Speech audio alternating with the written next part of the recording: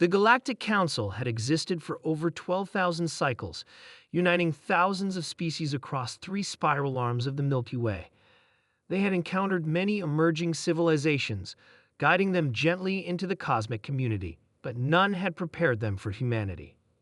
Captain Merck of the Tolarian observation vessel Distant Wind shifted uncomfortably in his command chair. His thin blue fingers tapped nervously on the armrest as he watched the massive object on the view screen. "Run the analysis again," he ordered, his 4 eyes blinking in sequence. "There must be some error." Lieutenant Dax, his sensor officer, recalibrated the instruments. "No error, Captain. The vessel is exactly as our readings indicate." The human warship hung in space before them, dwarfing their scientific vessel. The Tolarians had been observing Earth for decades, watching as humans developed from a planetary species to one taking its first tentative steps into the void. The Council had expected at least another century before humans developed interstellar capabilities. They had been catastrophically wrong. "Record everything," Captain Merck said quietly. "The Council must see this." The human vessel was unlike anything in the galactic database. While Council ships were elegant, efficient constructions designed for specific purposes, this human creation seemed built with contradictory philosophies. Parts of it were crude and functional, exposed radiators and reaction control systems jutting out at odd angles. Other sections displayed remarkable sophistication, particularly the enormous engines that had somehow allowed it to arrive undetected at the edge of their solar system. But most disturbing were the weapons. Council species had abandoned significant military technology millennia ago, maintaining only defensive capabilities and police forces. This human ship bristled with offensive systems, missile tubes, energy projectors, and what appeared to be railed-in batteries longer than the Distant Wind itself. "Captain," Dax's voice quavered. "They're hailing us." The bridge fell silent. First contact protocols were clear: observation only, no interaction with pre-council species. But the humans had found them first. "Open the channel," Merck decided. "Translator systems active." The view screen shifted to show a human face.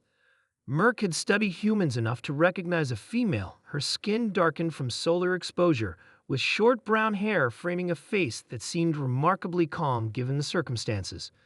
"This is Captain Reed of the United Earth Forces vessel Dauntless *. We detected your ship observing our colony on Mars. Identify yourselves." Merck cleared his throat, a gesture he'd learned from human broadcasts. "I am Captain Merck of the Tolarian research vessel Distant Wind representing the Galactic Council. We have been observing your species." Captain Reed's expression didn't change. "For how long?" "Approximately 50 of your years." The human nodded. "And you weren't planning to say hello?" Merck's translation software struggled with the idiom, but he understood the intent. Council protocols require non-interference until a species achieves certain technological and social benchmarks. Reed's mouth curved slightly. "Let me guess. We weren't supposed to build warships." Merck's secondary heart fluttered. Military technology of this scale is unusual for emerging species. The human laughed, a sound that sent chills through Merck's exoskeleton. "Captain Merck, humanity spent most of its history fighting itself.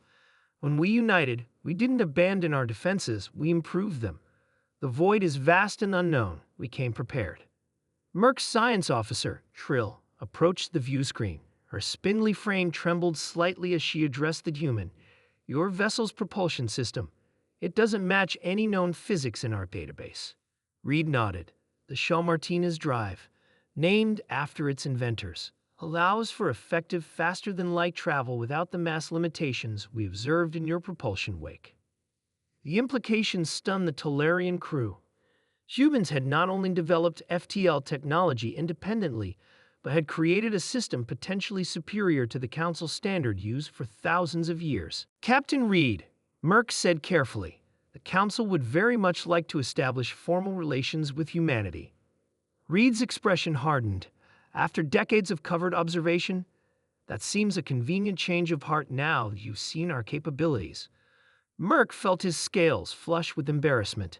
"I understand your perspective, but please understand, The Council genuinely wishes for peaceful integration of all species. Reconsider this. We'll need to discuss this with our government. In the meantime, we'd appreciate if you'd stop the secret surveillance. If you want to observe us, ask permission." Merc bowed his head, agreed. After the transmission ended, Merc's first officer turned to him. "The Council won't be pleased." "No," Merc agreed, "but they need to understand what we've encountered. Humans aren't like other species. They've compressed millennia of development into centuries. And that ship? The Dauntless Asterisk remained in position, its massive profile silhouetted against the stars. Merc had seen beauty in many forms across the galaxy, but there was something both terrifying and magnificent about the human vessel, like watching an apex predator at rest. When the Tolarians presented their findings to the Galactic Council, the response was immediate panic. Some members proposed containment strategies. Others suggested accelerated diplomatic missions to pacify the humans. The eldest council member, a Vermilion elder named Jin who had lived for over 500 years, silenced them all. "We have become complacent," he said gravely. "We've forgotten what drove us all to the stars originally: curiosity, ambition, and yes, sometimes fear. These humans carry all these qualities in abundance. They don't follow our expected patterns because they don't know them. Perhaps that's exactly what our council needs." 6 months later, humanity was formally invited to join the Galactic Council. When the human delegation arrived aboard the Dauntless Asterisk, every ambassador present could only stare in wonder and apprehension at what they had welcomed into their peaceful community. Species that had touched the stars, not with hesitant fingers, but with an armored fist. Yet beneath that armor was a hand extended in friendship, if somewhat cautiously.